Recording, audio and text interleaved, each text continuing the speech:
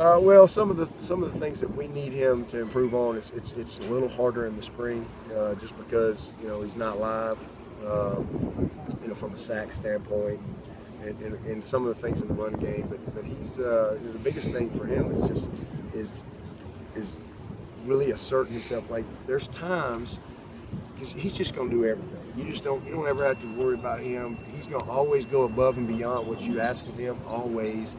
But there are times where, especially with his role now and the respect that he has, where we really want him to grab a guy and just pull him. And I think that's what he's doing a good job of. Because we're going to need that. We're going to need that all summer.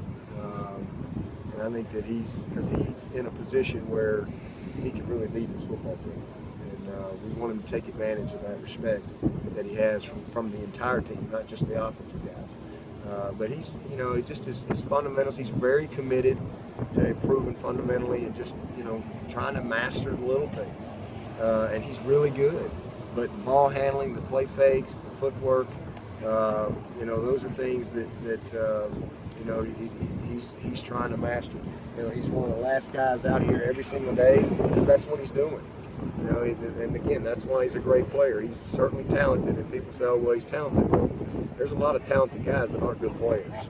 He has got such an unbelievable work ethic, and he's just a great young man. And you don't have to worry about him. You've got a number of experienced juniors or even sophomores in the like him, Martavis, Christian. Does that help offset that on paper you don't have any seniors? No, we don't have any juniors. We got 22 seniors and juniors total on scholarship. We got a few good walk-ons mixed in there, but 22 scholarship guys. But they're a solid group. Those 22, I mean, it's a solid group of people that have had a lot of success. And then you got some really good sophomores like a Christian Wilkins, like an Austin Bryant, some of those guys, mixed in there. A guy like an Adam Joyce, who's a redshirt sophomore. So I like the makeup of this team. I mean, we've got a lot of youth, but we're talented, and I think that hunger and that enthusiasm is positive. It blends well with that veteran savviness that we got. After Leggett left today, who was in with the ones and any of the tight ends and passing? We roll all them guys, but Mylan and Garrett, Cannon, they all roll depending on what we're doing. Leggett's had a really good spring. He's one guy I am really pleased with as far as just how he's tried to lead that group, and he's tried to challenge that group. But I thought Greenlee had a big time play today. Had a nice touchdown run to win the 2-minute drill for his group. I think all those guys are doing a good job, and we'll add JC to the mix this summer. And, that's going to be a good group for us. You've said you've been pleased with just about everybody on the team throughout the spring, but is there anybody that's just jumped out and you're like, hey, where'd this guy come from? Where'd this guy come from, guy? Well, I don't know where they've come from, but I will say, Denzel. Denzel's a kid that really keeps catching my eye. Tackler. He made 3 or 4 or 5 tackles out there today that like, wow. And he was fast. I think it was Tyshawn had a long run down the sideline, and man, he took a great angle. And he's a physical kid. He's still learning the big picture, but again, that's why we recruited him. But he's a guy that I think is taking advantage of his opportunity. Same thing with Muse. Those 2 guys I'm really excited about. 2 ball players, but I think there's several guys that kind of fit that bill. I think a guy like Noah Green, nobody's really said much about Noah Green, and he's kind of been banged up here and there, but man, he's really shown some things when we have had him that, this kid, we see why we recruited him. He's got a chance to be a good player here if we can just kind of get through the hump of some of the setbacks that he's had.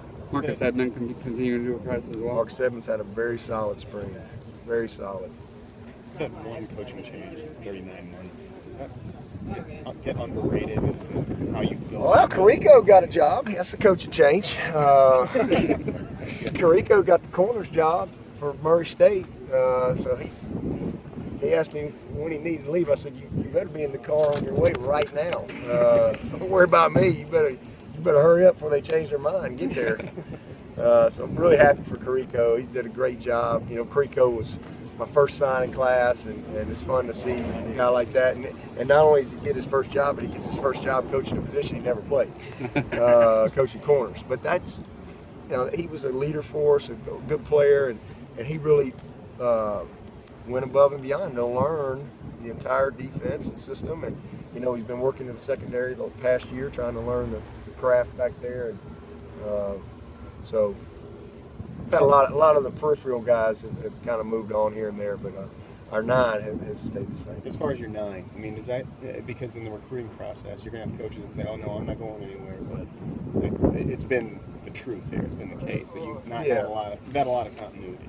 A lot of continuity. I think it certainly helps, but you know, those guys, if they've got opportunities, they always have to evaluate that, and hopefully the one thing that we've demonstrated is when we do have to make a change, hey, we're gonna bring a quality person in here. You know, the program is bigger than any player and bigger than any coach. If I left tomorrow, this place would be just fine. You know, it's just that's just I think the program has got that type of culture in place here. And but it is always great when you have great continuity, and because you just when you're all on the same page and you're not having to explain everything to the nth degree. And I think that's why it's great when you can promote from within. You know, when you try to you have to develop your staff just like you got to develop your players. You know, so from time to time when we do have an opportunity to promote from within, I love to do that if it's feasible that way. But but that's important. Sometimes you develop guys and they go off, and you know, but you don't forget about them. And maybe you do have a change. You bring a guy back, and you're not starting from ground zero. I think that's important. You know, it's always about the right fit for our culture. Saw Stanton Secretary was out there working today. What's he been doing? Man, I'm getting my money's worth for Stanton Secretary right now. He's you know, he can student coach for us. He's still in his 5-year window deal, and it's good to see him out there, man. I love Sec. That guy's tough as they come, and you know, he doesn't have to be out there, but he really wants to help and contribute. And you know, he's working on his grad degree, and so really good to have him out there. And it's good to see him moving around. You know, he's gotten rid of the crutches and all that, and he's starting to, you know, get back healthy. You think it's a good influence for Leggett having him around still? Absolutely, yeah. Secretary is a good influence on anybody. On this, you're around that guy, he's a good influence. I mean, he's just they don't come any better than Stan. What's the dynamic been like with that backup quarterback battle between Kelly and Nick, kind of going back and forth? Ditto, rewind what we said there. I figured it was probably it. Yeah, you know, it's good. It's good. It's good to healthy competition. Both those guys have done some really good things. Kelly is much improved. Whole different place from where he was this time last year. Still got work to do. And then, as I said earlier, Nick is just kind of steady Eddie, man. I mean, he's a good